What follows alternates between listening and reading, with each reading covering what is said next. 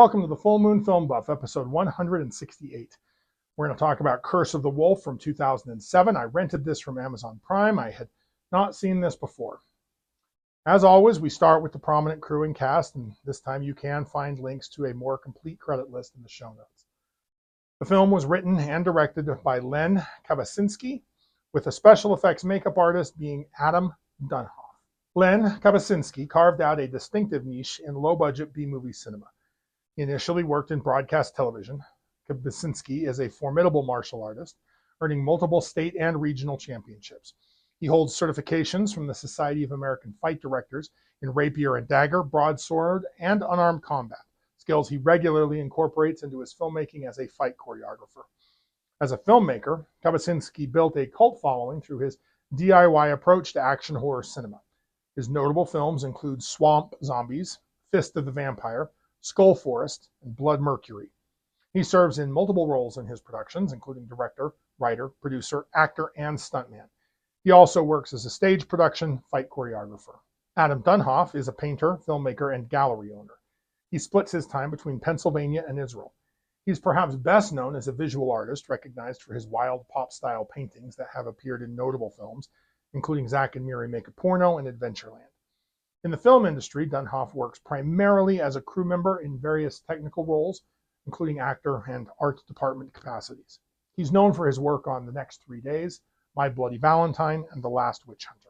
The cast includes Lanny Poffo as Logan, Darian Kane as Ivy, Brian Heffron as Franklin, billed as Brian Blumini Heffron, Pamela Such as Star, Renee Parada as Dakota, Todd Humes as Michael, Katie Russell as Harley, Alex Balla as James, Len Kabasinski as Stick, billed as Leon South, Kylie Deneen as Sam, and Dennis Carver as Dan.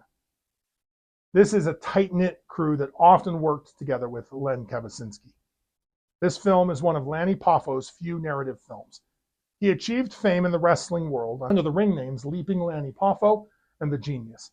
He is the brother of WWE Hall of Fame legend Macho Man Randy Savage. He began wrestling in the 70s and joined the WWF in '85, shortly after Randy Savage debuted. His most memorable character was the Genius, an intellectually arrogant heel persona that allowed Poffo to showcase his creative abilities and provided a distinct contrast to the more aggressive and larger-than-life characters prevalent in professional wrestling. A career highlight came in 1989 when the Genius beat WWF champion Hulk Hogan by countout. Beyond wrestling, Poffo was a published author, motivational speaker, and podcast host. We first covered Darian Kane when we analyzed An Erotic Werewolf in London. Brian Heffron is a professional wrestler and actor best known by his ring name, the Blue Meanie. He is best known for his remarkable appearances with Extreme Championship Wrestling, ECW, from 1995 to 2000, and his work with WWE from 1998 to 2005. Beyond wrestling, Heffron did a bit of acting, with notable film credits including Recipe for Disaster, Bloods, Broads, and Brawls, and The Wrestler. Pamela Such has an extensive filmography that includes dozens of indie horror film acting credits, along with work as a director, writer, producer, editor, and cinematographer. She is known for her work in films including Tracked and Soul Traveler. Renee Parada had a short acting career in independent horror and action films. She's known for Ninja, Prophecy of Death, Warriors of the Apocalypse, and Fist of the Vampire.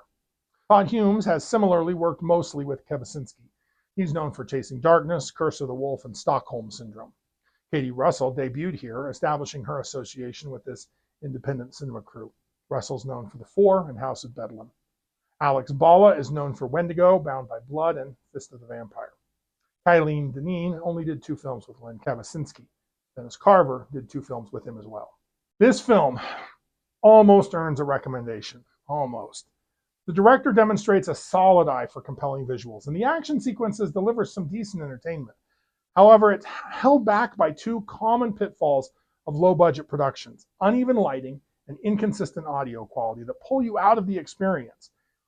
If you appreciate the raw charm of micro-budget cinema where heart and determination triumph over technical perfection, you'll find plenty to enjoy here. But if polished production values are what you're after, then look elsewhere.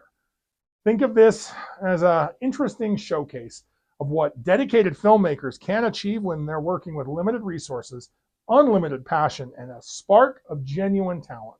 So let's cover the synopsis. Dakota is a young woman cursed with lycanthropy. She learns to control her transformations with huge doses of dog tranquilizers. She escapes her werewolf pack and flees to the city, where she gets a job at a veterinarian clinic, which ensures herself a steady supply of the drugs that she needs to manage her condition. Oh, and Dakota demonstrates she is a kick-ass black belt martial artist when she defends a co-worker from a random band of rapists. 6 months later, a member of her pack, Franklin, randomly picks up her scent while he's out on the hunt. Their alpha, Michael, decides it's time to bring her home. The werewolves use their enhanced senses to track Dakota down. They shoot her friend just to prove they're serious. Dakota runs and hides in a dive bar with an impressively large crew of very skilled bouncers. Security drives off the pack in a huge bar fight. Dakota gets a ride home from a cute guy named Dan. So, the pack kidnaps him to use as bait. Logan, the bar owner, convinces Dakota to reveal her secret. He and his crew decide to help her confront the pack and rescue Dan. Somehow, the pack knows that Dakota has gotten help. Unclear on that point. So they recruit a bunch of homeless drug users to help defend their cabin by turning them into werewolves. This all leads to a big climax in and around the cabin. Lots of guns, explosions, and werewolves. During the fight, Dakota is forced to use her supply of dog tranquilizers to force her pack back into human form. A lot of humans die. All the evil werewolves die. Without her drugs, Dakota transforms and kills Michael. Logan and Dan are the only humans to survive at this point, and Dakota is the only werewolf left. Dakota and Dan take over the bar from Logan. The end. The transformation sequences in Curse of the Wolf are accomplished through practical makeup effects on a shoestring budget. And while they lack any sophistication, there is a certain DIY charm to the approach. Kapuscinski opts for a more suggestion than explicit show of transformation, which I expected, often using lighting and sound design to sell the transformation moments rather than elaborate prosthetics. When we do see the werewolf forms, they rely heavily on contact lenses, dental appliances, and basic makeup work, recalling the Universal monster movies more than contemporary CGI-heavy approaches. Curse of the Werewolf incorporates several traditional lycanthrope elements while adding its own spin. The film presents lycanthropy as both a curse and an addiction, with Dakota's control functioning almost like sobriety, something that requires constant vigilance and that can be lost in moments of stress or emotional turmoil. The pack structure follows familiar werewolf mythology with an alpha leader and the concept that once you're part of the pack, leaving isn't simply a matter of personal choice. The film touches on the idea that lycanthropy is both a supernatural condition and a form of social binding. Though never explicitly stated, protagonist Dakota's lycanthropic struggle functions as a metaphor for maintaining sobriety amid triggers and toxic influences. While other supernatural works, like Being Human, explore this theme much more thoroughly, Curse of the Wolf offers its own insights into the recovery experience. Dakota's journey mirrors addiction recovery in compelling ways. She controls her condition through constant vigilance and avoidance strategies, reflecting the daily discipline that recovery demands. The werewolf curse represents addiction's persistent nature, something manageable but never truly cured. The pack dynamic provides the film's most pointed commentary on recovery. The other werewolves embody the toxic environment recovering addicts must often escape. They represent a destructive lifestyle Dakota can no longer embrace without losing herself. Their inability to understand her desire for control over her condition, their pressure for her to embrace nature, and their casual attitude toward destruction all mirror the dynamics recovering people face when former associates who continue using. Logan functions here as Dakota's support system, introducing themes of sponsorship and allies in recovery. Though he doesn't fully grasp her struggle, much like sponsors who haven't experienced identical addictions, he offers invaluable non-judgmental support and belief in her ability to maintain control. He anchors Dakota to the normal world that she's trying to inhabit. While it's certainly less developed than similar themes in other works, the film does effectively examine recovery's ongoing nature and the courage required to choose health over belonging. In another theme that we've seen before, Curse of the Wolf offers a fascinating inversion of werewolf's mythology by challenging the romanticized notion of the supernatural pack as a family.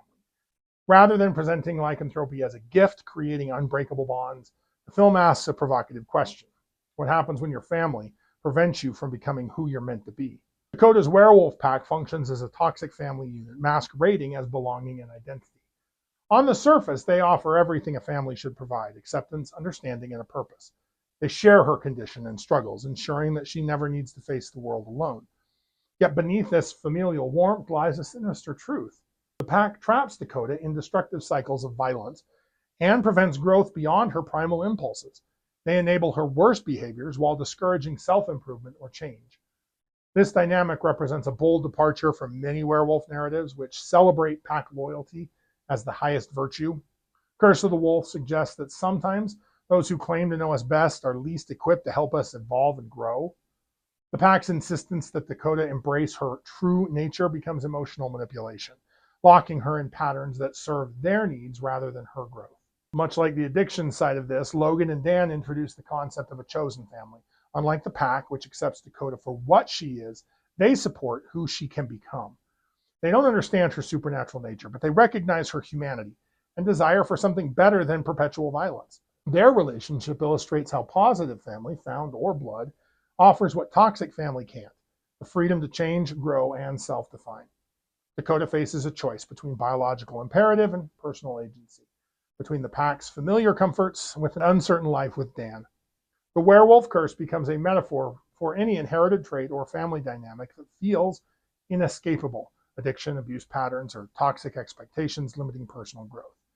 She's choosing between two versions of belonging: the pack's instant acceptance versus Logan's harder path of building something new based on mutual respect and shared values rather than shared blood or a supernatural nature. Curse of the Wolf ultimately argues that true family isn't about shared DNA or shared curses.